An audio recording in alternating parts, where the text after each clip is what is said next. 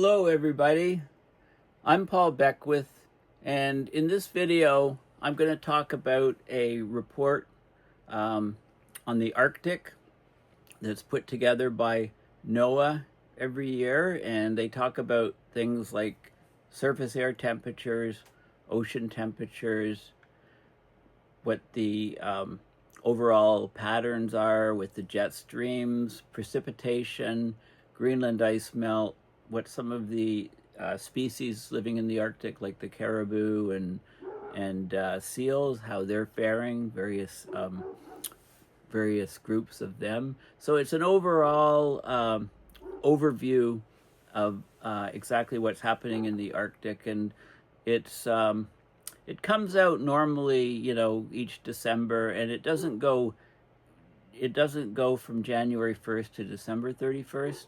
2024 for this report. It goes from around October or November of 2023 to October or November of 2024. So it covers 4 seasons. It doesn't cut off any of the seasons in between. So it's an interesting way of doing it. So let's look at what's in this report. It's a very good summary of what's happening. So this is a this is a website. I'll provide the link in the description. The Arctic Report Card, tracking recent environmental changes relative to historical records. And they talk about what's new in this particular year. And there's sort of a summary, a graphical summary, and more information on it. Okay, so this is the report. But before I get into this report, I was just looking at the NASA Worldview site on the Thwaites Glacier. So this was an update here from January 22nd, which I've shown you. There was a cloudy image on the 23rd, nothing on the 24th and 25th. And then on to today, there's clouds. It looks like it's going to be clouded up, but hey, it opens up. So you can see what's going on by comparing the two images. So what happens here? What it looks like, basically this piece here is still in place, or the ice came out and it pushed it. This guy here broke off.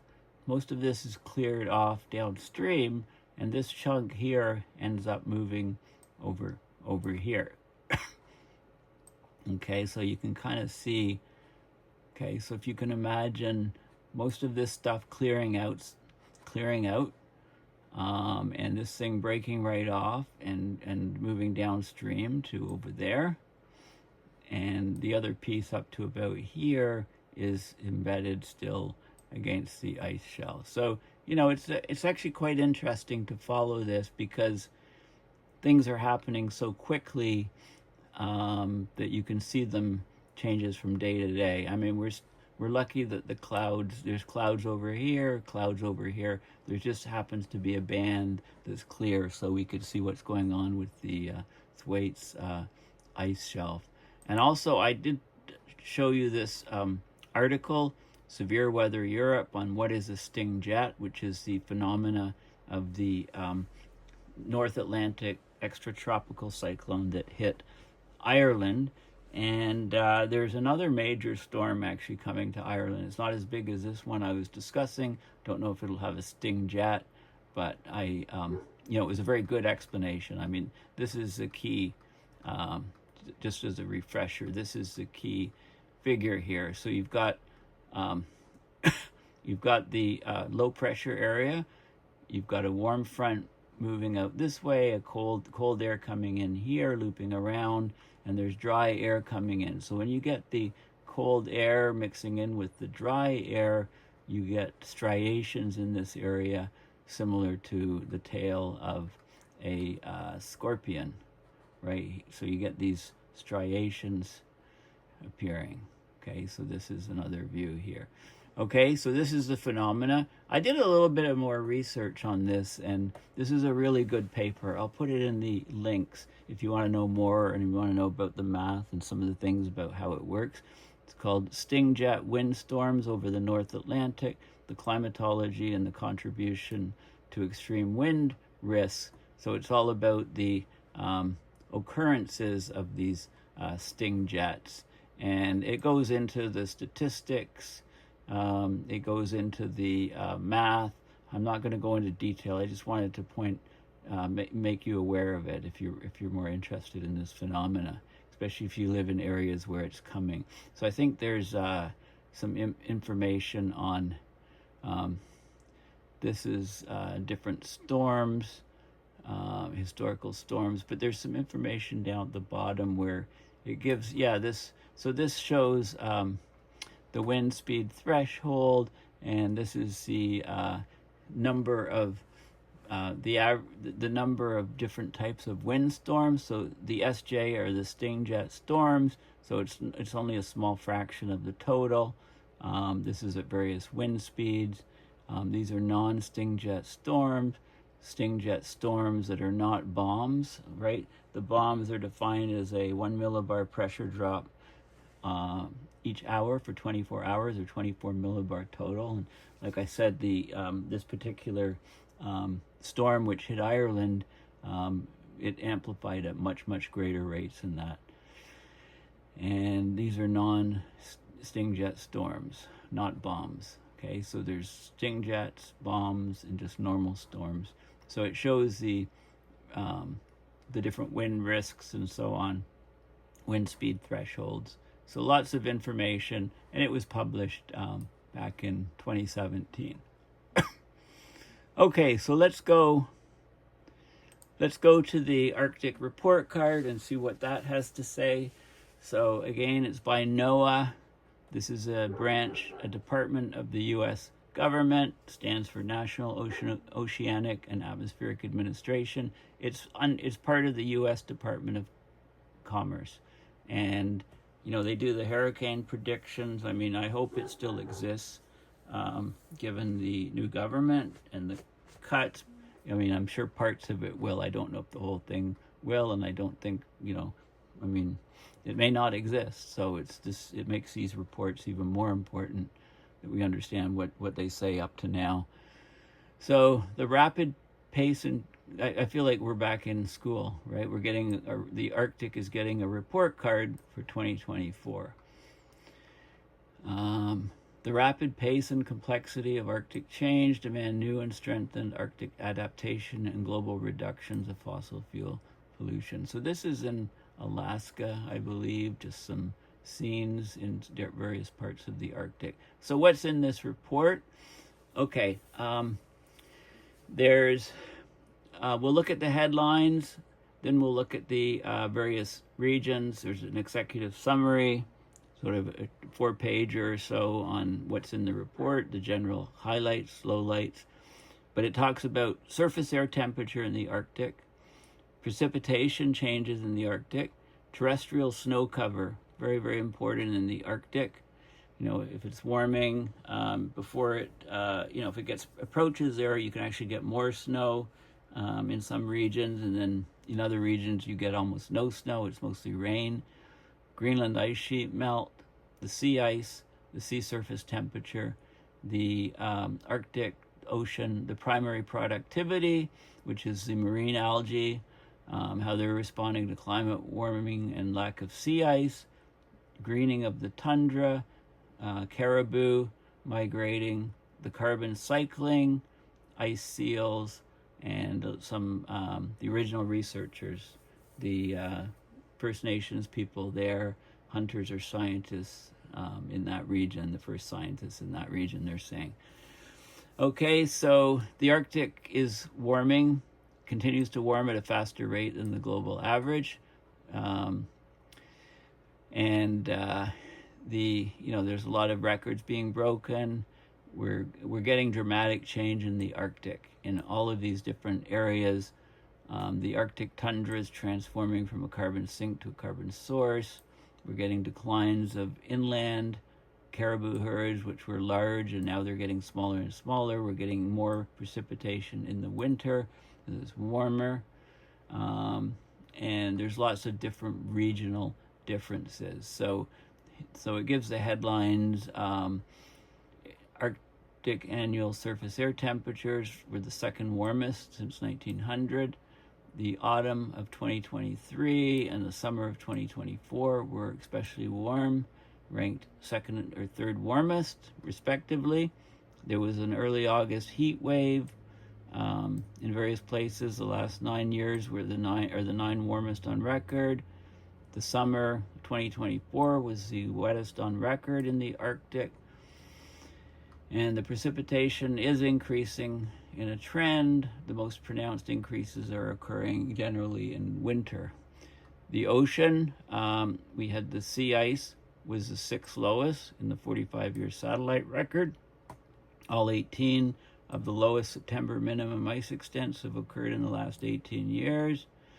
Arctic Ocean regions that are ice-free in August have been warming at a faster rate. And there's the sea surface temperatures were hotter in most regions. And there's plankton blooms. Long-term primary productivity plankton blooms continue to increase in all Arctic regions, except for the Pacific Arctic throughout the observational record from 2003 to 2024. And the ice seal populations are doing okay, but their diet is shifting to a different type of cod. And on land, when you include the impact of more wildfires, the Arctic tundra region has shifted from storing carbon in the soil to becoming a carbon dioxide source. So I've talked about this in previous videos. The Arctic is turning from a carbon sink to a carbon source, and this is extremely concerning. Circumpolar wildfire emissions, 207 million tons of carbon per year since 2003. With the warming, we're getting more vegetation growth in the Arctic, and therefore we're getting more fires as that vegetation dries out. The snow accumulation was above average in across the Eurasian and North American Arctic. There is variability, but the snow season was the shortest in 26 years in various parts of the Arctic. Arctic snow melts occurring 1 to 2 weeks earlier than historical conditions. The Greenland ice sheet was there was a lot of cloud, and it was a bit cooler, so it had its mass loss was the lowest since 2013. The tundra greenness, which is basically saying the shrub cover is expanding due to warming temperatures, that was the second highest in the satellite record. And there's also a lot of the researchers that go up now, they don't have to bring a full team because a lot of them can use local indigenous hunters who have been trained, with drone flying, etc. At least that's happening in Canada. So we need to support Indigenous leadership in Arctic research. We get a lot of knowledge from that. Okay, so the executive summary, it shows this image of some of the things that are happening overall. But let's actually talk about, let's talk about this, okay? North American caribou declines. Lowest numbers for 5 large inland herds. The low numbers are stable or even declining. So the caribou aren't doing very well. The contrasting snow seasons. We're getting record short snow season in Canadian regions, long snow season in eastern Siberia and Eurasian regions in this report. Dry versus wet conditions. Dry winter in the Greenland Sea, wet winter in the Norwegian Sea. Moderate Greenland ice loss. There was cooler weather, limited ice loss, cloudy, often cloudy. Alaska extremes, second highest permafrost temperatures. There was record heat and record rainfall in August. Healthy ice seals. Okay, so you can look at sort of some of the overall things here. So let's go to the different sections. Okay, so executive summary. Okay, so surface air temperature, and I'm going to focus mostly on the illustrations. This is a 116-page report. So the Arctic, if we define it as 60 to 90 degrees north, the annual surface air temperature from, so the report's from October 2023 to September 2024, right? It's a full year, but it's not based on a calendar year, because this is the start of the fall. Then you go into the winter, and then spring and summer, right? So it doesn't cut off. If it's a calendar year, it cuts off 2 seasons. This one has the 4 complete seasons. So the surface air temperature, it was ranked second warmest since 1900. Autumn 2023, summer 2024, especially warm. There was an August heat wave, produced record daily temperature maxima. Okay, so we can have a look at the air temperature. Okay, so this talks about the Arctic temperature amplification. We're getting a rising surface air and ocean temperatures in the changing Arctic. The increase in the Arctic surface air temperature exceeds that of the planet as a whole. This is called Arctic amplification. I prefer to call it Arctic temperature amplification. So if you include this entire region of the Arctic, and most people don't, they consider it, further north than 60. The Arctic is warming about 3 times faster than the global mean, based on observational data and climate model simulations since 1980. Okay, this is for 60 to 90. If you go up into the higher Arctic, it's 4 times, 5 times, etc. Even up to 8 times in the really high Arctic. Okay, so and some other physical indications of this warming Arctic are springtime snow cover decline, very fast, very rapid, sooner than normal. Summer sea ice losses continue to push near the bottom. Greenland ice sheet mass loss continues to be fairly high. There is variability and exceptions. It's not that high this year. Arctic cold extremes are warming at twice the rate as the overall pan across Arctic annual temperatures. So we're getting more extremes as we're warming. And let's just go, so this is, look on the scale here. This is across the Arctics, defined as 60 to 90 north, and global, across the whole globe, land and ocean. And this is from 1900 to now, and you can see the Arctic is here, and the global temperatures are here. So global is more stable. In the last number of years, the Arctic is warming, on average, over this latitude, it just says 3 times faster. And then they divide it into seasons, autumn, winter. So look, significant rise in winter. Each month is getting warmer, spring and summer, some more so than other. This is the maps of where the air is. So this was the temperatures. This is the surface air temperature anomaly relative to 1991 to 2020. So the most recent climatological baseline. And you can see, warm areas over here, some over here, cooler areas over here. This is in the autumn or fall. This is in the winter. This is in the spring, and this is in the summer. Okay, so you can see, you can get, and then they give, this is mean sea level pressure anomalies. Okay, right, 1013 is nominal. You get, you can see the different sea level pressures in the different month, mean sea level pressure at the sea surface. And okay, so that's the first section. Then they do the same thing with precipitation. So summer, July to September 2024 precipitation was at a record high. Lots of rainfall up in the Arctic. We're getting more and more precipitation. This was in the summer, so a lot of it came out as rain. Some of it in the very high north would come out as snow. Of course, rain on snow contributes to melting. From 1950 to present day, the annual Arctic precipitation's increase. The increase is most pronounced in winter.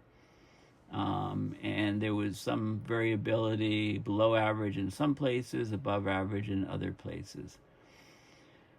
Okay, so the patterns of Arctic precipitation, they vary strongly, both regionally and seasonally, with very dry, even polar desert conditions over much of the Canadian Arctic archipelago and central Arctic Ocean. Wetter conditions on the Atlantic side of the Arctic. Locally, the precipitation is strongly boosted. There's by forced uplift of air masses by the orography or the geography, the height. There's passages of cyclones, the cold, warm and cold fronts, right? Jet stream changes, convective precipitation caused by rising warm, moist air, mostly restricted to land areas in summer where there's strong surface heating. Can also occur over the ice-free ocean as the ocean warms underneath. Okay, so there's generally an upward trend in annual means of precipitation. It's most pronounced in the autumn and winter. Okay, so you can see this is seasonal total precipitation in centimeter, the anomalies. So you can see an increase down here, a decrease in some areas. This is in autumn, winter, spring, and summer. So in the summer, so it's hard. I don't like the colors because this color looks too close to some of these colors. But the drier areas are the brown areas, and the wetter areas are the greenish areas. So you can see the anomalies, as you move further north, are mostly positive for precipitation. There's more heavy precipitation events. These are areas that you had the wettest precipitation in the 4 months: autumn, winter, spring, and summer. And so you can see it's very regionally variable. It's not across the board. This is October to September, a couple different models showing the precipitation increase. This is 1950 to present day. You can see this is October to September. It's increasing in the autumn. It's a lot more variable in the autumn. And October to December. And in the winter, it's quite variable, and if the average slope is higher. And then in the spring, it's not quite as, still variability, but it's not quite as large a rise. And in the summer, increase. So yeah, it's mostly in the winter that you're getting the precipitation with more variability. Okay, so there's all kinds of data on that. Terrestrial snow cover is very important. Snow accumulation in this winter was above the 1991 to 2020 average across both Eurasia and North American Arctic.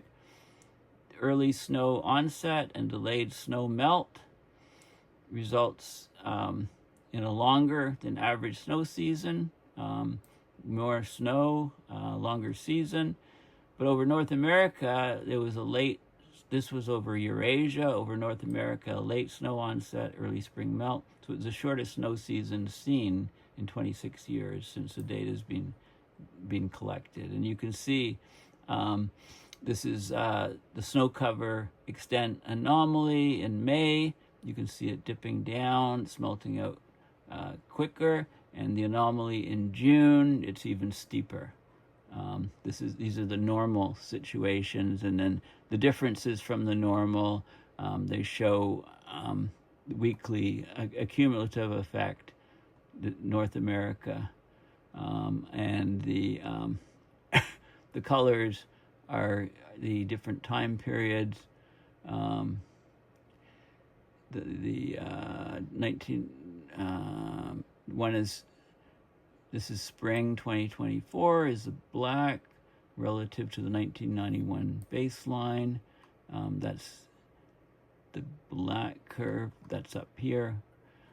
Okay, where is C? I wanted to get the data for C. For C, it says there's 2009 to 2023 is the tan. And the previous period, 1967 to 1981, is the blue-green and tan. And then this is in North America, and the dashed lines are Eurasia. So you can see the snow extent, how it's dropping very rapidly, more so now than it did in the past. Okay, because of the warming, snow cover duration anomalies, where it is, so less snow, more snow, and you can see the different effects, and I think this is just a difference. Okay, so it's all there. April snow mass anomaly. Okay, so you can see all of the data, and there is variability across the Arctic, but it's the trends that we're interested in. Greenland only lost 55 gigatons of mass in 2024. That's the lowest annual ice loss since 2013. This was because there was above average snowfall on Greenland, right? It's getting wetter, more snowfall, or closer to zero, more snowfall if it's still below zero. There was below average melting, but there was still higher glacial flow rates than the overall average. So the glaciers were still pumping out ice, calving ice. There was a persistent summertime low pressure over southern Greenland and Iceland. So there were northerly winds along western Greenland, snowfall, cloudiness, and cool conditions that limited ice melt. Okay, so of course the overall Greenland ice sheet has the equivalent of 7.4 meters of global sea level rise, and it's seen a net annual mass loss for 27 years in a row, for every year since 1998. It's the second largest contributor to sea level rise.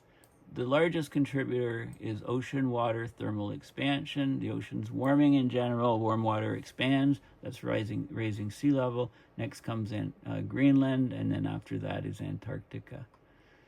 Okay, so they show the curves. This is the mass of gigatons. The loss of, this is from two different data sources. Well, one of them took over here. A new satellite was launched. So you can see the downward trend. You can see the mass of Greenland, rising in the winter, dropping in the summer, rising in the winter, dropping. But the peaks and valleys are inexorably lower. And if you take the data from here, just for 2024, you can see what happened, September to September. You can see the drop came here at the end. So, cooler than normal. Okay, and then this shows the areas where there was a loss of ice, and where like gain of ice in some areas, large gains in some of these areas and losses here and here. So the net effect was a loss. Okay, this is the albedo of Greenland. So it goes from about 80%. This is through the year. So 80%, May, it dips down to minimum around sort of mid-July to early August. You can see it went quite low in 2019, for example, 2018 higher, and this is the daily average, and this was this year. So this year was pretty much pegged to the average. So basically 80% of light's reflected down to about 73% or so. It's been as low as 68.5% or so in 2019. So, the ice, as it's melting, impurities in the ice come to the surface, and it's darker and it reflects less sunlight. And then there's more heating. So this is the Greenland ice sheet, the melt extent through the season for 2024 and for the mean. Okay, and you can see, melt day anomalies in days.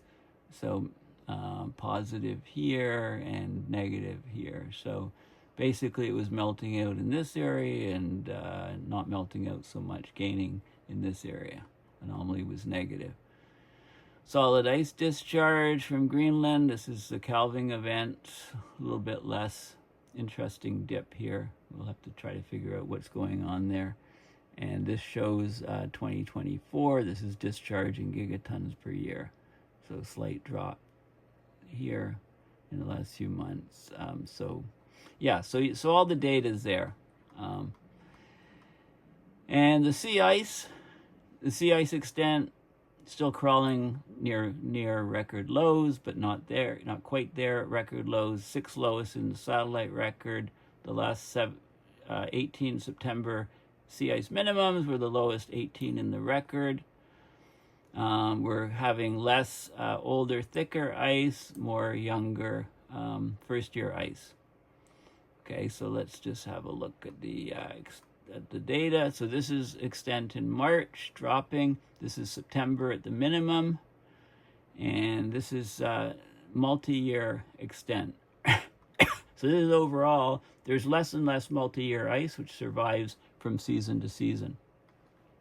This is much less. So let's have a look at where it is.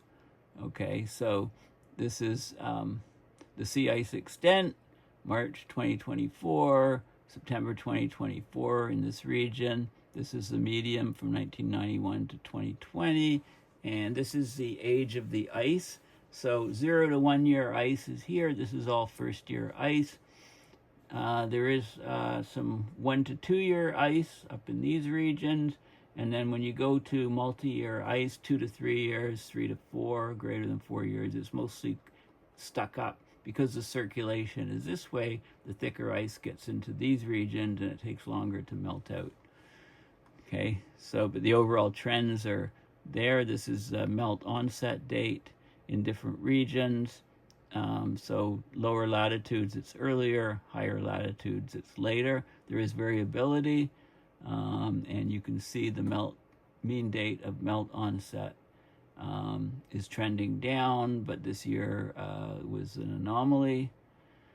It was, okay, like I said, parts of the Arctic were cooler. This is a sea ice thickness, so different measurements. So these are 2 different data sets here. This is April. It's, hovering just under 2 meters, 1.8 meters, since 2012 to now. In January, 1.5 meters. Okay, so this is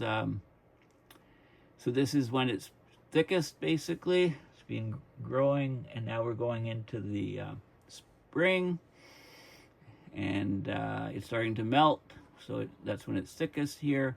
In January, it's still forming, about 1.5 meters, and then in October, okay, it's in September, it's minimum sea ice extent in the area, but there's still a bit of thickening because the water's colder. But anyway, it's hovering about 1 meter or so. Okay, 1 meter thick. So the ice is very thin. This is sea ice thickness anomaly. The anomaly and the trend. So this is an area where it's thinning, but it was a bit thicker here than in some previous years. Okay, this is the sea ice volume. So the trend from 2012 to now. So you can see the daily volume. It's increasing, decreasing, monthly averages, and so on. So the volume, it's still sticking around, and it may continue to do so, especially if the ocean currents, the AMOC, slows down significantly, even shuts down. Sea surface temperatures, August 2024, the mean sea surface temperatures were 2 to 4 degrees Celsius warmer than the baseline they used.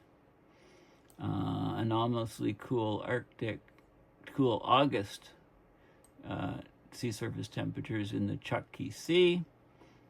Okay, and there's warming trends in almost all Arctic regions that are ice-free.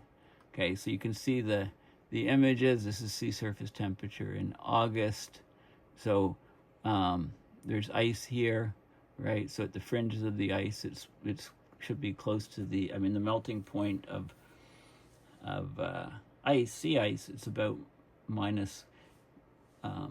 Well, the temperature has to drop in fresh water to below zero and the ice freezes. But because of the salt there, it depresses the freezing point to minus 1.8. So that's why the scale goes down here to minus 2. And you can see the variation, of course, as you go to if you go to lower latitudes, it's warmer. So this is in August. This is the anomaly relative to the baseline. So much warmer oceans around the fringes here. And this is August 2024 relative to the previous year. So this area is warmer, this area is cooler, just based on last year. And then they compare to the 1991 to 2020 baseline. You can see where, the ocean heats up on the fringes of the ice. So this is, this is extremely warm up here, which is a concern because this is over the weak eastern Siberian Arctic shelf. So the concern is for methane in that area still. Okay, so and then they show different. So I'm not sure why they put 65 to 90 here. I guess because there's no water between 60 and 65. I don't know. Anyway, they show an increase. This is Pan-Arctic and Barents Sea and Beaufort Sea. Chukchi Sea was an anomaly, colder this year. Okay, so there's interesting things happening, as illustrated in this report. The Arctic Ocean, the primary productivity is the growth of marine algae as the water is warming, the response to climate warming, and sea ice decline. So the satellite can estimate ocean primary productivity, which is the rate at which marine algae transform dissolved inorganic carbon into organic material. And let's just have a look at the changes.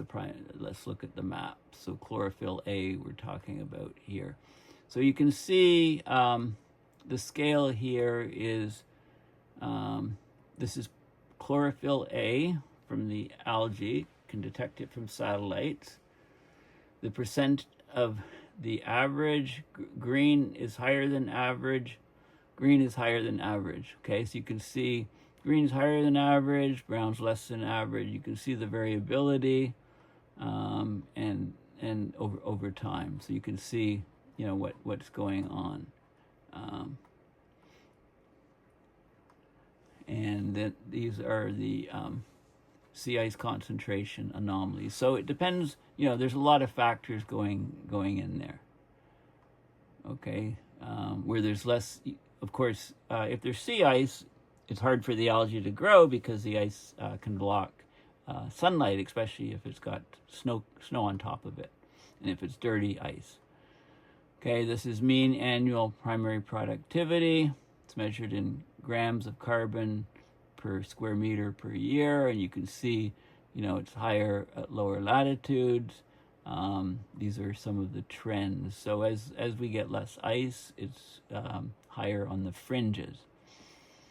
2024, what was this? This is trends. This is per changes per year per decade. This is 2024 compared to 2003 to 2022. Okay, so you can see, some areas more productive, some areas less productive. And this is the productivity, the trends increasing in the Eurasian Arctic, pretty flat in the Amerasian Arctic, and there's other places where the trends are up. So in the Greenland Sea, it's pretty flat. Amerasian Arctic, pretty flat, but it's trending up in just about all the other regions. Okay, and lots of statistical analysis and data on that. Tundra greenness. Okay, in 2024, the circumpolar mean maximum tundra greenness value is the second highest in the high resolution 25-year MODIS record.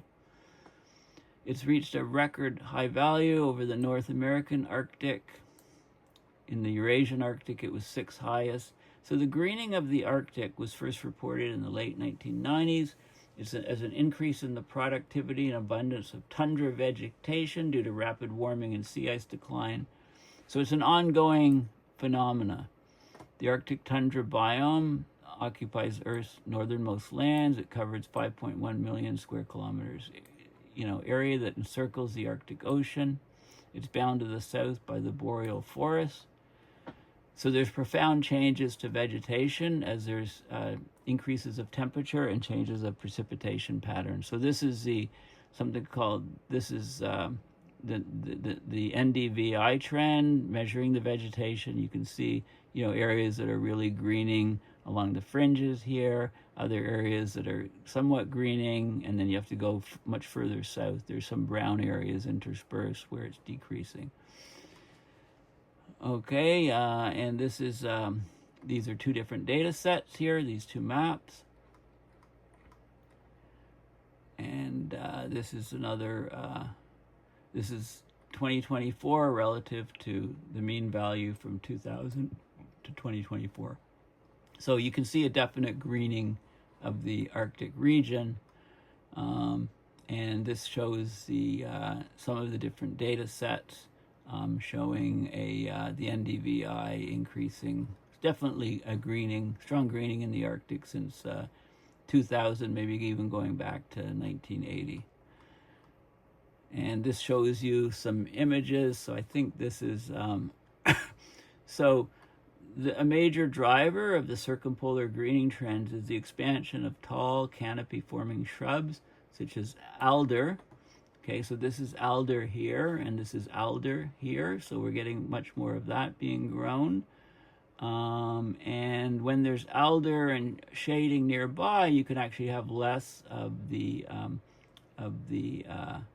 some of the other tundra plants, like lichens, for example, which are the main food source for caribou and reindeer, or one of the main sources.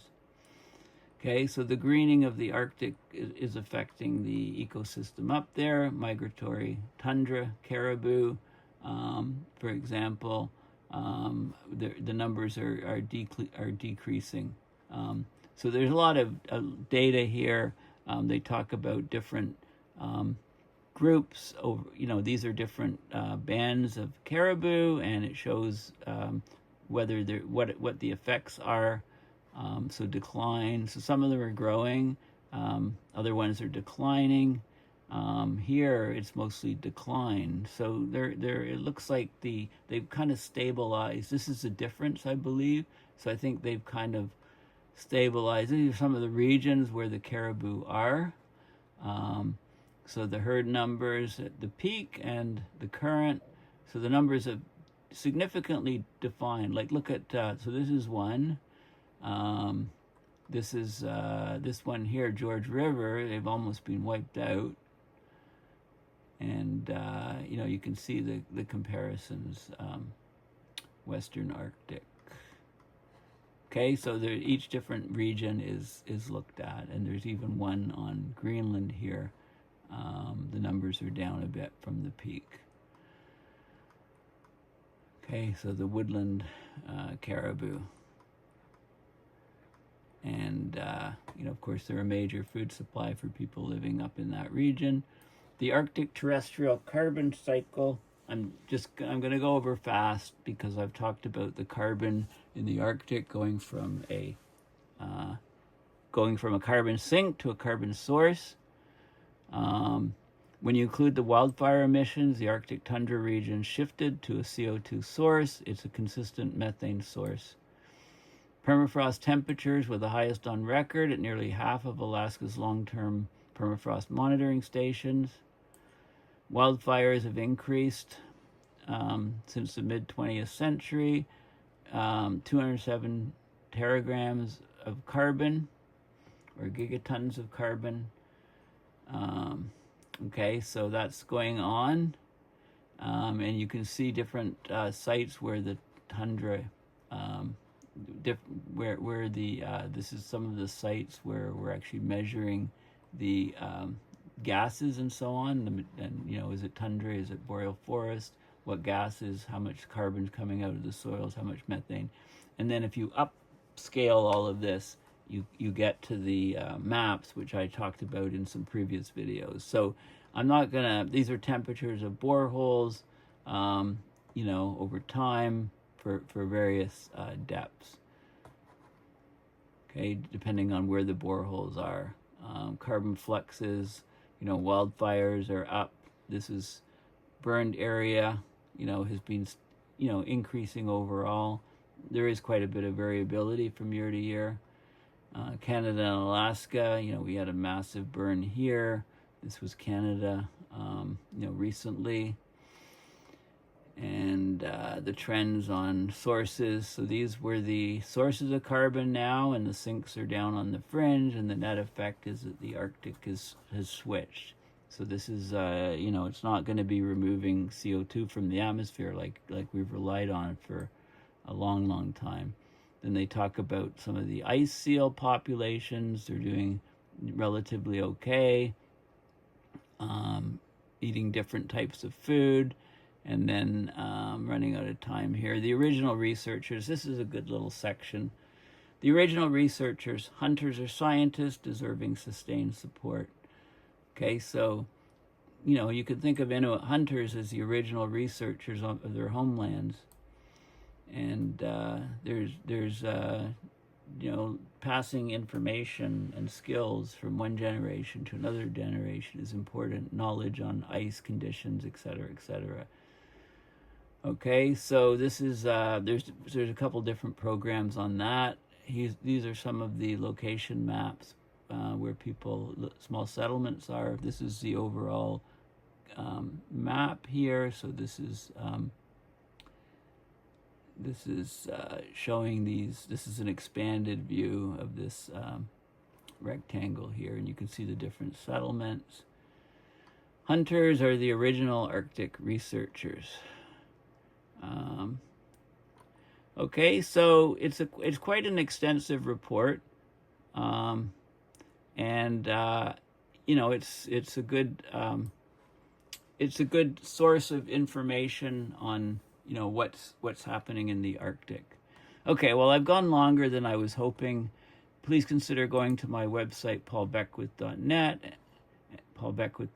and donating to PayPal to support my research and videos. Thanks again, and bye for now.